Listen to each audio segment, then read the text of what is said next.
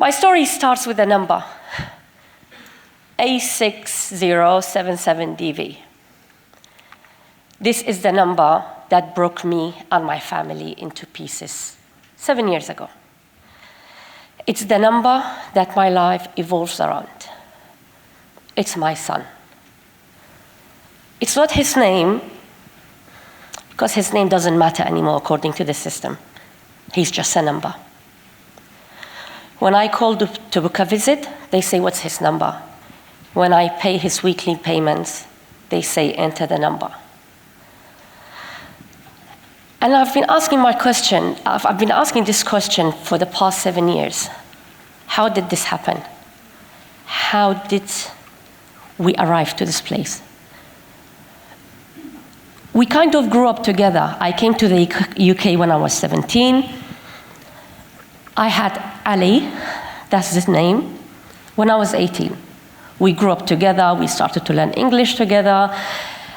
I started learning driving lessons when he was sitting at the back reading his Winnie the Pooh collection books, and he was learning to play football. He was his rugby team captain. He's been a good, smart, handsome boy.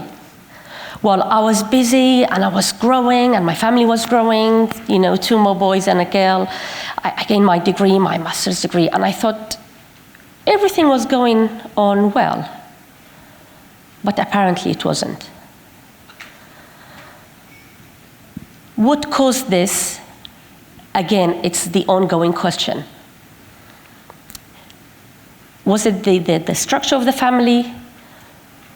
Because I wasn't interested in marrying at such age. But my mom, she used to love her auntie. And she decided that it's a good idea for me to marry the son of her auntie. My mom and my auntie don't talk anymore. But thank God that the relationship is working. And I love my husband, and we'll be celebrating our anniversary in about 10 days' time, 28th anniversary.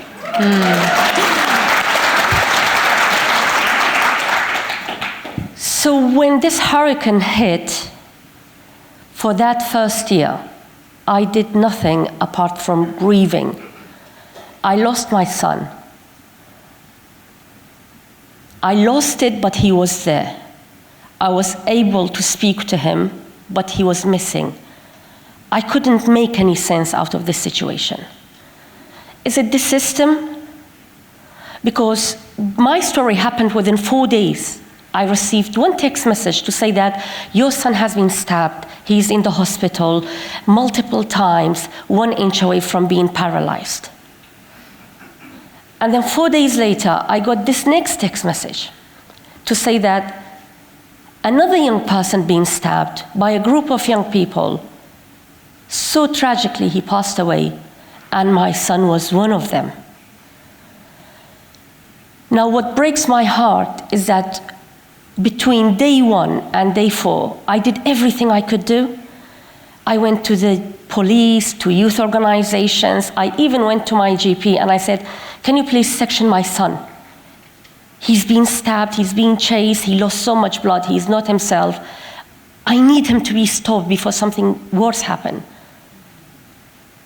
There was no response, but they all showed up in the Old Bailey court, dressed up smartly with their ties and suits, and they were talking about him as if they knew him, this evil. My intention is not to find excuses or any of that. My son right now is in the right place.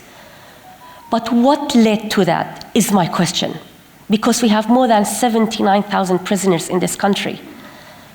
Reoffending rate is crazy. Amount of services available for them is almost none. So then, when that 1 year passed and I got tired of having tears coming down, I asked myself this question.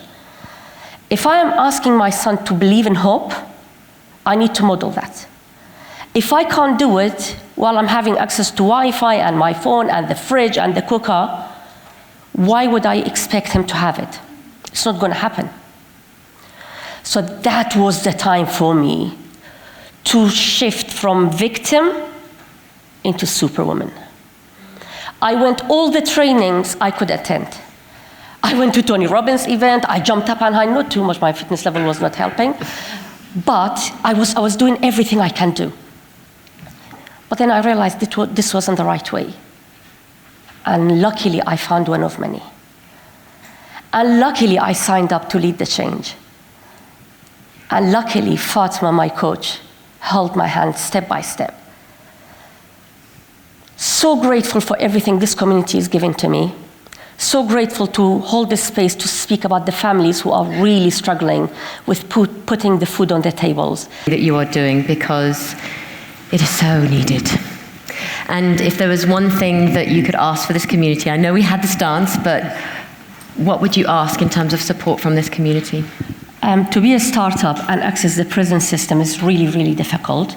So sometimes it's the people, sometimes the people who know the people introduce me to youth organizations, prison officers, probation officers, anybody, just introduce me and the work I do, because I want to contribute, because that brings healing to me and everybody behind bars and their families. She is out there she's spreading this message, she's helping mothers, she's going into prison systems, and absolutely, it's just gorgeous what you're doing, and so, so needed. So please, if anyone can help, that would make such a difference. Thank you. Please give it up for Dunia!